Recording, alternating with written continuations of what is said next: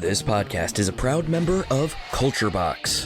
Whether you enjoy geeky reviews, comedy, or original fiction, you can open up the Culture Box and find something excellent for your soul.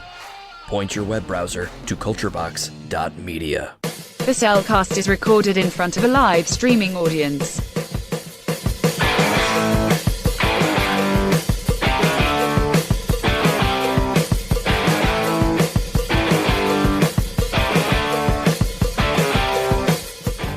Hello and welcome to another episode of the Cellcast. Reactions. Joining me today is a guy who just wants to be a good boy. Welcome, Jacob. Well, I try to do the best I can. Why, thank you. Let me introduce our co-host. A man who is just a distraction. Welcome, Drew. I know what you're referencing from the trailer, but I don't want to. I don't want to say the lines the shark says. Yeah, no. But anyway, we are today going to be reacting to a movie called The Bad Guys by DreamWorks. Mm-hmm. I know only what was in the trailers for this movie. I know it's about the big bad wolf and a team of other anthropomorphic misfits. Yeah. Well, the more nastier of the and sneakier of the animal kingdom. I know there's spider, snake. There's a spider, there's a snake, there's a shark. I think there's a couple others, but I can't think of what they are off the top of my head. And I know the wolf, who's our main character. I know he, at some point in the film, will, out of the goodness of his heart, be nice to a little lady. She'll say he's a good boy, and then he'll be wanting to switch to the good guy side. Yeah. That's about all I know. And hijinks ensue. Yeah, pretty much. And then something about a herd of guinea pigs. Yeah. Is it a herd of guinea pigs? Like, how else do you describe a horde of that size of guinea pigs? What is the group for What is the name for a group of guinea pigs? There's a question. Yeah, everything has a name. Yeah, a group of guinea pigs. A pin. Pin. That's a horrible name. I was hoping for something funnier. A pin, a guinea pig. A pen of guinea pigs. I was hoping it was going to be like, chimpanzees, that a group of them is a congress. That's a weird congress. That's probably worse than our congress. Sad. I would say that describes our Congress, but I think that would be disrespectful to the monkeys. That is so true. But anyway, that's what we're reacting to. And like I said, I know pretty much nothing other than it's the first DreamWorks film to come out since COVID. Yeah, I agree. But I'm looking forward to it. It looks fun. It has an interesting premise, as far as I understand, after watching most of the trailers. And I know this was one of the films we kind of when the first trailer debuted, I know it was one of those that we were debating on doing a reaction to, and obviously we're doing a reaction now. Yeah, this was one of those that was on our list of ones. This might be a reaction one if we can schedule it, and it just so happens we were able to schedule it. Yes. So yeah, we'll be reacting to that soon. And like I said, I'm just rambling at this point. Yeah, that's fine. But yeah, just definitely looking forward to it, and we will be back, in however long this movie is. 2 shakes of a wolf's tail. Yeah. Wolf's tail. I just know the last movie I went to see that had anthropomorphic animals in it, in which one of them would be considered a predator. Was a Zootopia. And a sheep was the bad guy, and I didn't want to bring up the sheep issue here, being 2 shakes of a lamb's tail and all that. Anyway, I am just rambling at this point because I literally know absolutely nothing else to talk about for this film. Yeah, I literally have not paid attention to trailers because it's like, well, this is one we're going to be probably reacting to very soon, because I didn't find out about this until February. Really? When we were getting ready to set up for the anniversary episode. Yeah, that's right. You put that on the list. It's like, I have no idea what this even is. And I watched it and thought, okay, this is hilarious. Yes. I'm going to watch this whether we react to it or not. But yeah, this is definitely one that looks like it's fun, but I literally know nothing about it other than the same trailer I've seen 5 times. I gotcha. So yeah, looking forward to it. Yeah. So join us on the other side and we will get to talking about it. Do you like Star Wars? I don't just mean the original trilogy. Along with that, I mean the prequels, the sequels, the anthologies, the animated shows, and of course, who doesn't like Baby Yoda? Well, if you've been in the fandom for any length of time, you know how toxic the fandom can get. And if you'd like to be able to discuss a galaxy far, far away in a much more positive light, might I suggest searching out The Outer Rim, a Facebook group dedicated to all of Star Wars, and check out their YouTube channel, which you can easily find at Pop Americana, which the podcast you're currently listening to is also a part of. To find that and more, check out the link in the description. And we just got back from the movie theater. Jacob, what are your thoughts on this film? Spoiler-free wise. Oh, wow. This is an incredible film that has just, like, animation-wise, so unique. So unique. It uses that more of a... I don't know how to describe it. I really don't know. Yeah, I know what you're talking about. It's 3D models. Yeah, it's 3D models. But the faces all have, like, 2D animation on top of them. Yeah. To handle the eyes and the mouth. Which... both works and doesn't work, and it kind of throws you for a loop. I'm still not sure how they did that with Mr. Shark, because he's got a big mouth, obviously. That had to have been modeled half the time. Mm-hmm. Agreed. But yeah, his mouth still is just as and 2D animated as everybody else's is. And you're talking about a story that is so interwoven, and be like good guy, bad guy, good guy, bad guy, and it's just be like, obviously. Like if you're paying attention to the movie, you know what's going on. Be like, you see certain things that are going to pop up here and there. Yeah. If you're a fan of films at all, be like, you're going to notice. Be like, oh, okay, here's your main antagonist. Be like, oh, here's an ally. Here's this, and be like, some of the things you never saw coming. And heck, both of us immediately knew who the villain was. Oh yeah. 3 seconds after the character was introduced. Oh yeah. It's like, yeah, it's you. Mm-hmm. You're gonna be. But the thing is, it doesn't really matter that you know it's that person. Mm-hmm. It's still, even though you know it's that person, the ride is still wild. Oh yeah, it is very wild, especially with the identity of another character. Yes, that was a nice, pleasant reveal. Yes, it's hinted at throughout the film, but it never actually doesn't come out until it's absolutely necessary information, and I appreciated that. Yeah, it wasn't one of those films you can completely predict. Right, which is what all Gentleman Thief films need to be, which is what this is. This is essentially Lupin the Third, but with animals. Yeah, agreed. And one of the ushers, we were coming out of the theater, someone described it as like Ocean's 11. Well, actually, he said Ocean's 13, but 13, Ocean's 12, Ocean's 11. It's all the same trilogy. Yeah, that's true. It does have that same vibe. Be like, it has a little. I would hate to say, but like, not hate to say, but it's got a little bit of like Fast and the Furious kind of motifs here and there. Definitely the Mustang GT, which is like, oh my gosh, yes, you gotta have the cool car. Oh, of course. Yeah, I should be like, this is absolutely. I love this film. Mm-hmm. Absolutely love it. I would highly recommend it to anybody. Go watch this. Yeah, I actually agree with that. It's a fun film. It is technically a crime drama comedy in many ways. It is, like I said, it reminds me more of like stuff like Lupin the Third and there was some other Gentleman Thief thing I thought we watched, but I could be wrong there. It's fun. It will keep you guessing the whole way. Mm-hmm. I am curious now that we have seen it, if a second viewing we'll be able to catch even more stuff, because the mark of a good film that has that many twists and turns is when you still are catching new things that lead into those twists and turns that you didn't see the first time. Right. So I'm curious if there's that. So yeah, this is definitely going to come up on a review at some point. Oh, most definitely. But yeah, if you're wanting to, if you're trying to figure out if you should go watch the movie, that's an easy answer. Yeah, go watch the movie. Go watch it now. Yes. in the meantime, then, we will jump into the spoiler-filled section of our reaction to the bad guys. Mm-hmm. So, in order to do that, the following is a spoiler-filled reaction to the bad guys. Ow! Listener discretion is advised.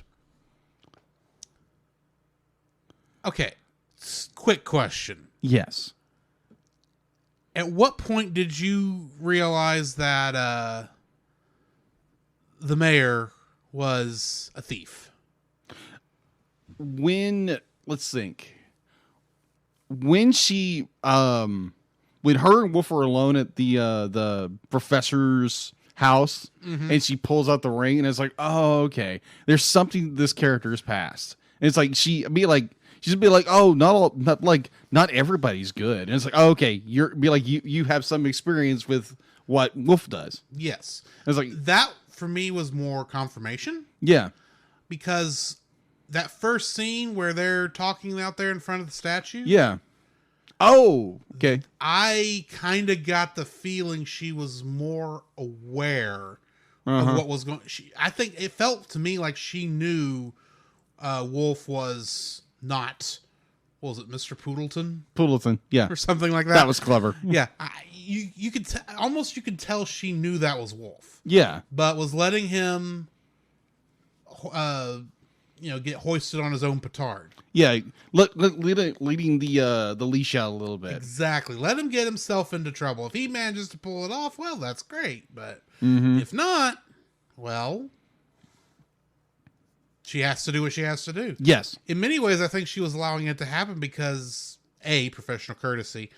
B, she also was looking at she's kind of a fan of these things, having experience. But the thing that really tipped me off was when she pointed out, point for point, all the problems with the heist at the beginning of the film to him. That without is true. even actually acting like she's not even realizing she shouldn't know half that stuff. Oh, yeah. It kind of just slips out because A, she's true. talking to another thief.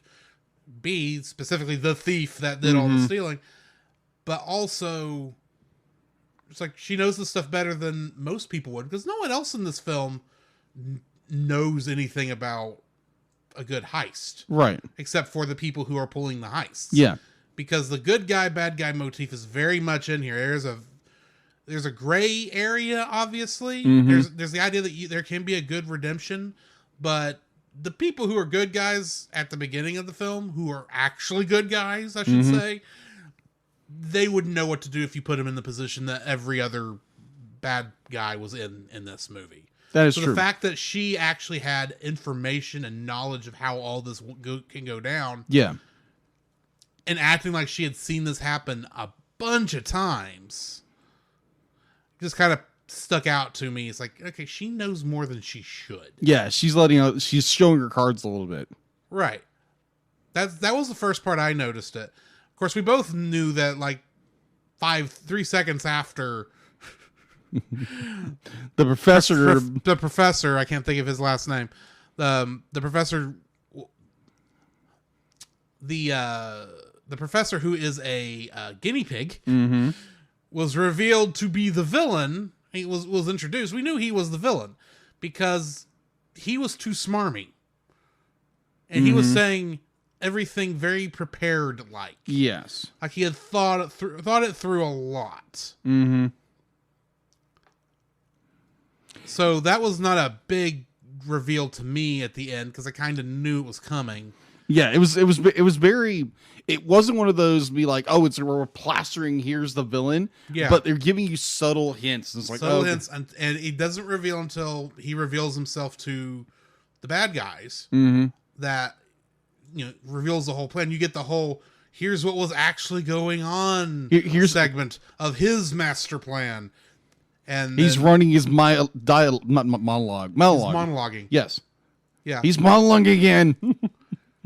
Oh, this movie is so good. It is. It is very good. It does everything that this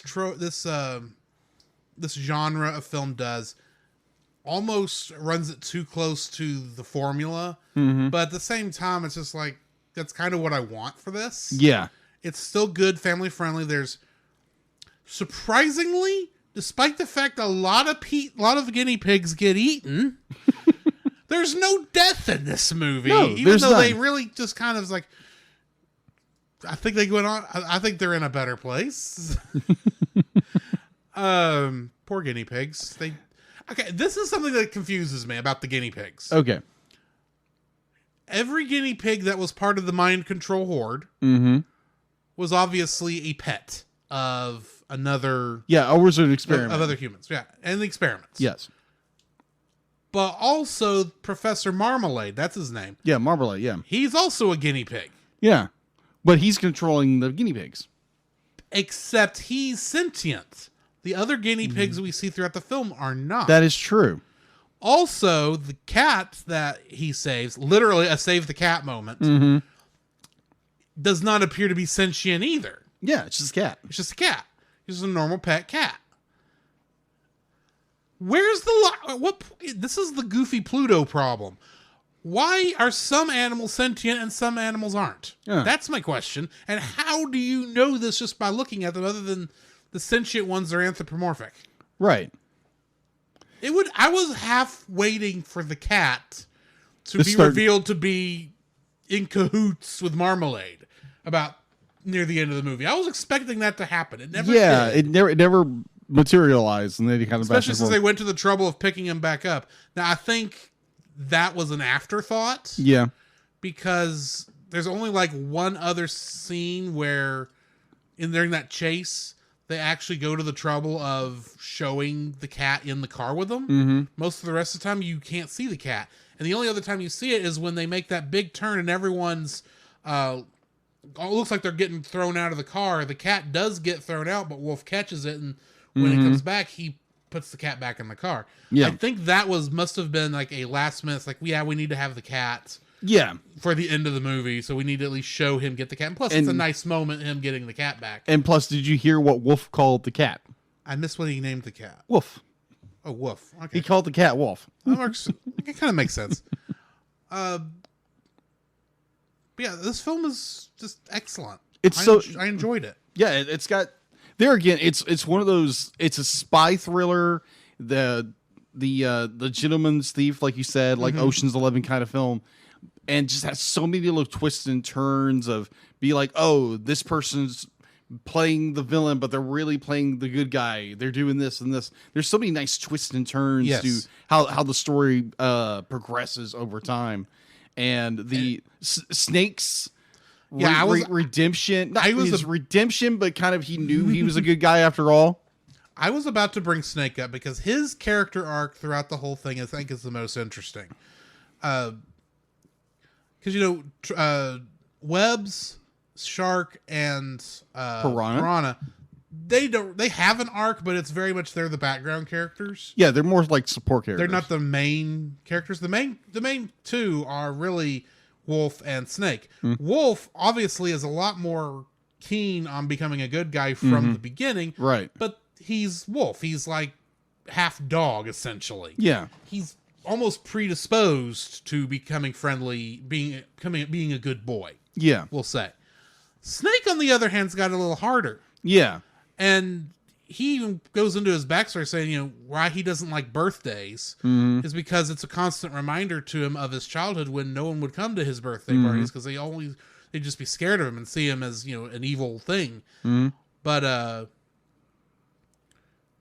you can even tell there at the beginning after they take the picture, he's still being a grumpy Gus. But when he puts the picture up there on the refrigerator, you can just kind of see the start of a smile before the camera changes. Yeah. And then you get to what I consider one of the stupider scenes in the film, but it leads right into Snake's redemption. Yeah. They all feel the shiver and their hearts start to wag. The shark's fin wags, the tarantula's thorax. Yeah, thorax wags. And I guess it's the fins on Piranha that are starting to do that. And you can kind of see Snake's tail starting to do that, but he puts it down. And the reason I say it's stupid is because I don't think any of those parts really make sense for it to do that. Plus, I don't know about you. When I feel good, I don't wag my butt. It's a nice. The reason it works for Wolf is because he's a dog. He's got the tail.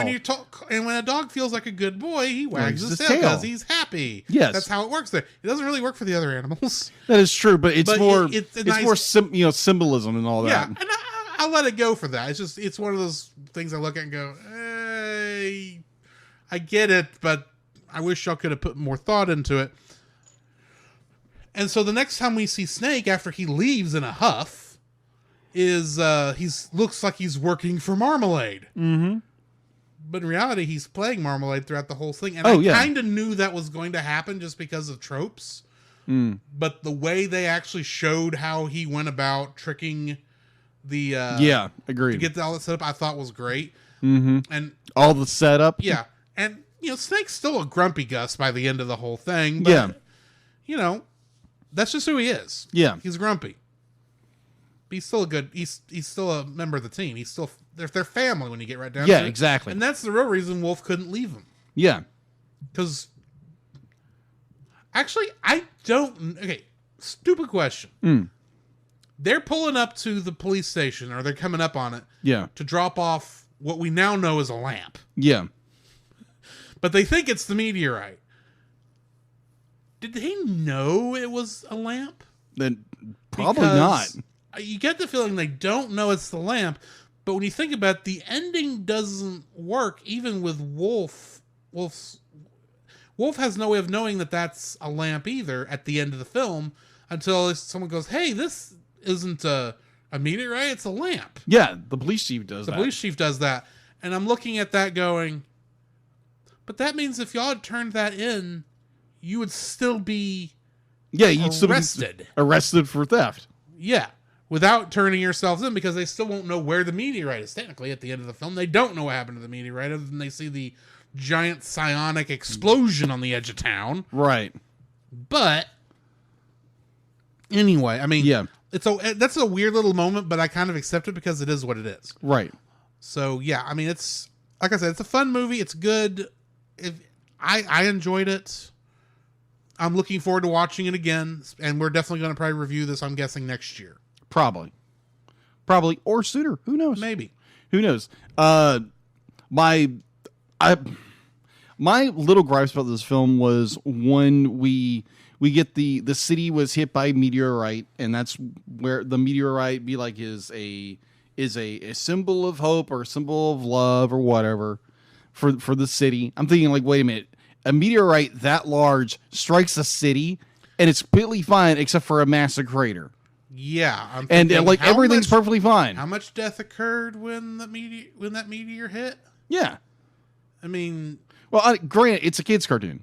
Yeah, and I can kind of accept, like, yeah, they might have been filled with despair for a hot minute, but then it's like, oh yeah, in Marmalade turning it around to being, oh, this is a good thing because it's a symbol of love and hope for the city and all that, but still, it's weird. Yeah, it's a weird plot point just to have an excuse for a heart-shaped meteor for the heart-shaped meteor to be there. You could easily have that hit outside of town and do the same thing without putting in this idea. It's like, well, how many people died when this thing hit? Yeah, I do like the idea that there is this massive meteor crater within the middle of the city. I love that. I love the visual of it. The visual of it, but the explanation of it just really doesn't really pan out. Yeah, it's just like, oh, it's cool, but be like, it should be like a desolate area because a meteor that large is going to destroy everything.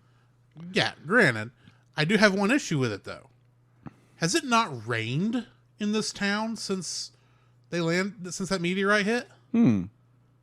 Because if there was any sort of water, including, I don't know, the water mains that would have been under that part of the city, that crater should have water in it. Yeah, it should be at least some standing water in it. I'm not thinking it needs to be a lake yet, but there should be some standing water in that crater, and there isn't.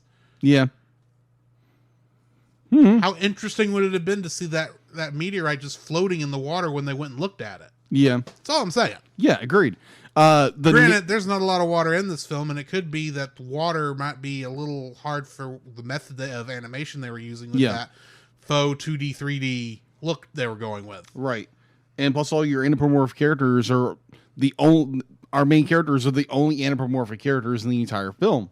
And most of your there was a couple others, but they were all background. Okay. They're like far in the background. There was never any like only Fox, the Fox and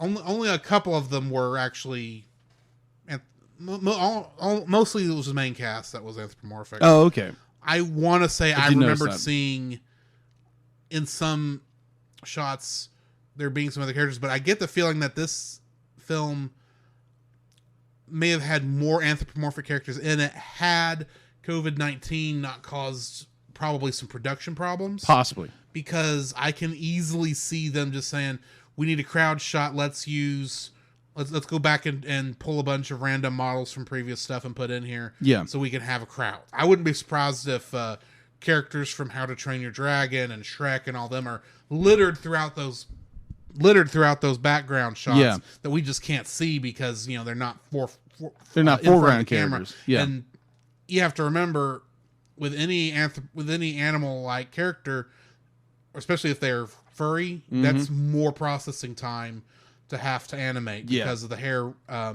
replication. There's a reason that Webb's only her thorax is furry. Yeah. And it's not just because that's how spiders work. It's because that's easier to animate. Yeah, agreed. Even their legs aren't really that furry, even though they're not. Fur. They don't really move in the wind. Because it's more, this is going for a more 2D look, which I'm sure is actually easier to animate. Yeah, agreed. But anyway. Yeah, overall, this is an amazing film. Maybe the naming of the characters were maybe a little too simplistic. I get the feeling, I saw that this was based on a book during the credits. So I have a feeling they did not have a choice much. Probably with not. The names. Yeah. So Wolf, Mr. Shark, Mr. Tarantula, Mr. Snake. For one thing, that's actually kind of pulling off of Reservoir Dogs, I think, where they had Mr. Pink, and all based off color. All the names were based off colors. I believe. Oh yeah, that makes sense. So I think that's more of like pulling from that aspect, but going with their animal names. Yeah, true. Except it's a little too on the nose, but except they let Webbs have her own name. Yeah, Webbs and Wolf and Wolfie. Well, Wolf is still Mr. Wolf. Yeah, you get right down to it. Yeah, and she technically would be Miss Tarantula because she is a tarantula, not just a spider. Yeah, she's Miss Tarantula. Right, but they just call her Webbs. Yeah, which honestly, that's very cute. Having your hacker be a spider. Yes, clever. She's good at manipulating the web. Very true. Very clever. Very clever. Very cute. Less cute. Actually, no. I actually do get why the shark is a master of disguise. Do you want to know? Okay. I think it's actually a throwback to an old, and I mean an old Saturday Night Live skit. Really? There's an old Saturday Night Live skit from back during the days of when Chevy Chase and Dan Aykroyd and all of them were on the cast. Okay. The right there, before it was even called Saturday Night Live, when it was still just being called Saturday Night. There was I think during like the second or third season, because I watched a bunch of the old ones, there was a skit where, you'd hear a knock at the door, and whoever's apartment it was, which would come up and say, "Who is it?" And they'd say, "Oh, I'm such and I'm the plumber," or something other. And finally they'd say, "No, you're not. Who are you really?" And they'd go back and forth. And finally he'd say, "Land shark." They go, "Oh, land shark, right?" And they open the door, and the land shark attacks them. Okay. I think it's a throwback to that because he's a shark on land, and he looks like he gets to be whatever he wants to dress up as, and nobody bats an eye. Yeah, I found it very unique. Be like the shark. Be like there again. He's master of disguise. Yes, be like he disguises himself as the father of one of the scientists, and he totally buys it. And he buys it. I'm going. Are you half shark? Yeah. That should. I can at least get like the lady he's dressed up as in the beginning heist. It's like, okay, you're a lady shark. Yeah. granted, I don't know enough about. Sharks are technically fish, so they have eggs. Yeah. So her water couldn't have broke. She was a female shark. No, if I remember correctly, sharks be like they birth. Be like it's a live birth. It's a live birth, yeah. Because they are fish technically. They lay eggs and then the male comes around and does his thing, fertilizes them somehow. But it's all outside of the body. It's not like mammals, which is what he's pretending to be. Yeah, it's a little weird. It's a little weird. It's a funny scene. It's a funny scene, but at the same time, I'm looking at it and going, he said subtle. Apparently, Shark knows nothing about subtlety. Well, I pretty much go with that. I'm just glad they did not. I'm glad and both not happy that they didn't go with the Jabberjaw reference. Granted, they probably couldn't do too much because Jabberjaw would be Warner Brothers, but they never even went curly with him in any way, shape, or form. Because it's like you could have just given me a little nyuk nyuk nyuk in there somewhere because of Jabberjaw. But anyway. If it was Warner Brothers, they'd have done it and wouldn't have batted an eye. Yeah. But anyway. Yeah. Overall, this is an amazing film. Definitely want to do a review of this at some point, either this year or next year. I'm looking forward to that. I will be definitely, when this movie comes to home video. Yeah, home video. Its physical form. I'll definitely be buying it. All right. So that's been our reactions to The Bad Guys. I think it's safe to say we think if you haven't seen it, why are you listening to our spoiler review reaction part? But exactly. Go watch the movie. Go watch the movie. Either way, it's a fun movie. You'll enjoy it. Hopefully it will do well. I haven't actually looked to see how well it's been doing, but we enjoyed it. So I guess in the meantime, this has been Drew. This is Jacob. And we'll catch you in the next frame. You can follow Jacob on his Facebook at Jacob B. Heron. His Facebook page, Jacob's Daily Art Corner, where he tries to draw each and every day. His Instagram at Jacob B. Heron. His Twitter at Jacob Heron. And his Letterboxd at Jacob Heron. You can find Drew on Facebook at Drew Dodgen. His Facebook page, Drew's Photo Bin, to see his photography. His Letterboxd page at GGeorge759. His Twitter at GGeorge759. And Instagram at Drew Dodgen. You can like us on Facebook at the Cellcast Podcast, on Twitch at the Cellcast Gaming, on YouTube at Cellcast, on Twitter at cast_cell. The Cellcast can be found at Apple Podcasts, Google Play Podcasts, Stitcher, Spotify, or anywhere else fine podcasts are downloaded from. Please rate and review us where you found us, and also on Podchaser. Email us at thecellcastpodcast@gmail.com. The Cellcast is a proud member of both the Pop Americana and Culture Box media networks. For more information, please see the link in the description. Our theme song is Drop and Roll by Silent Partner. And remember, that's Cell with a single L.